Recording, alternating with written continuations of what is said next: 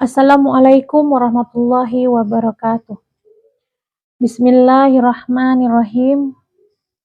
Alhamdulillah, alhamdulillahillazi an'amana bi ni'matil imani wal islam. Allahumma salli wa sallim ala sayyidina Muhammad sallallahu alaihi wasallam wa ala alihi wa sahbihi ajmain. Amma ba'du. Sahabat-sahabat billah yang dirahmati Allah Subhanahu wa taala. Allah Subhanahu wa taala berfirman, Syahrul Ramadan allazi unzila fil Qur'an hudal linnasi wa bainatim minal huda wal furqan. Bulan Ramadan adalah bulan ketika Allah menurunkan Al-Qur'an. Al-Qur'an adalah sebagai petunjuk bagi umat manusia. Al-Qur'an adalah sebagai pembeda mana yang benar dan mana yang salah. Allah Subhanahu wa taala berfirman dalam surah Yunus yang artinya, wahai manusia, sungguh telah datang kepadamu nasihat dari Tuhanmu sebagai petunjuk, sebagai rahmat, serta penyembuh dari penyakit hati yang ada dalam diri kalian.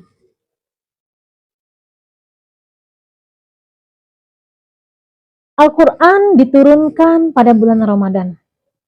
Al-Quran adalah rahmat kasih sayang yang Allah berikan kepada umatnya. Al-Quran adalah hadiah yang paling berharga yang Allah berikan. Al-Quran lebih berharga daripada harta dunia dan seisinya. Al-Quran lebih berharga dari fisik yang rupawan nan menawan. Al-Quran adalah hadiah yang paling berharga yang diberikan kepada kita sebagai umat manusia. Pertanyaannya, bagaimana Al-Quran ini diturunkan? Ahli hadis serta ahli tafsir menyampaikan bahwasanya Al-Quran diturunkan dengan dua tahapan. Tahapan yang pertama yaitu sekaligus, yakni dari Allah Subhanahu wa taala dari Lauhul Mahfuz ke langit dunia sekaligus. Kemudian tahapan yang kedua, yaitu Al-Quran diturunkan berangsur-angsur ayat demi ayat kepada Nabi Muhammad SAW dari Allah Subhanahu wa taala. Pertanyaan yang kedua yaitu, kenapa Al-Quran tidak diturunkan sekaligus dari Lauhul Mahfuz kepada Nabi SAW? Kenapa Al-Quran tidak diturunkan sekaligus seperti yang kita dapatkan sekarang ini, yaitu satu jilid yang utuh? Hikmahnya ialah Al-Quran bukan hanya bacaan, tetapi Al-Quran adalah panduan hidup, petunjuk manusia dalam kehidupan sehari-hari. Sehingga Al-Quran diturunkan berangsur-angsur.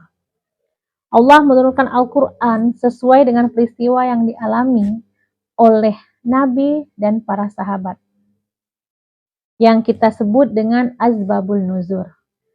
Dan itu sebagai bukti bahwasanya Al-Quran bukan hanya dibaca, tetapi Al-Quran untuk diamalkan.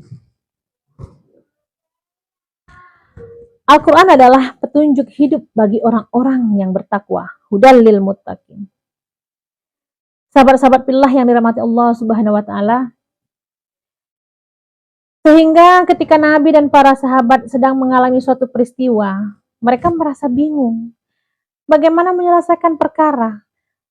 Bagaimana mengklirkan permasalahan ini? Maka Allah menurunkan ayat mengajarkan kepada Nabi dan para sahabat, begini caranya. Begitulah Allah menurunkan Al-Quran, menurunkan ayat suci Al-Quran secara berangsur-angsur. Allah menurunkan ayat mengajarkan kepada Nabi dan Rasul, begini caranya. Ya, salah satu contoh peristiwa yang dialami Nabi dan sahabat ketika bermukim di suatu area di tengah padang pasir. Di sana mereka susah untuk mendapatkan air. Sedangkan mereka harus menjalankan ibadah yakni sholat. Mereka kebingungan, tidak bisa sholat, tidak bisa mensucikan diri, tidak bisa mandi. Sehingga para sahabat mereka mengeluh, bagaimana? Apa yang harus kita lakukan? Sedangkan pada saat itu ayat yang diturunkan untuk mensucikan diri yakni untuk sholat yaitu berwudu. Ayat tayamum untuk bertayamum belum ada. Ya. Pada saat itulah Allah turunkan ayat tentang cara bertayamum. Kalau kalian tidak mendapatkan air, maka bertayamumlah. Bersihkanlah wajah dan tangan kalian dengan debu-debu yang suci. Itulah salah satu contoh bagaimana ayat Al-Quran ini diturunkan berangsur-angsur sesuai dengan peristiwa yang dialami Nabi dan Rasul serta para sahabat. Sahabat-sahabat fillah yang dirahmati Allah Subhanahu wa taala, Allah memberikan solusi di setiap permasalahan yang dialami umatnya. Banyak contoh lainnya bagaimana Al-Quran diturunkan sesuai dengan peristiwa yang dialami Nabi serta para sahabat.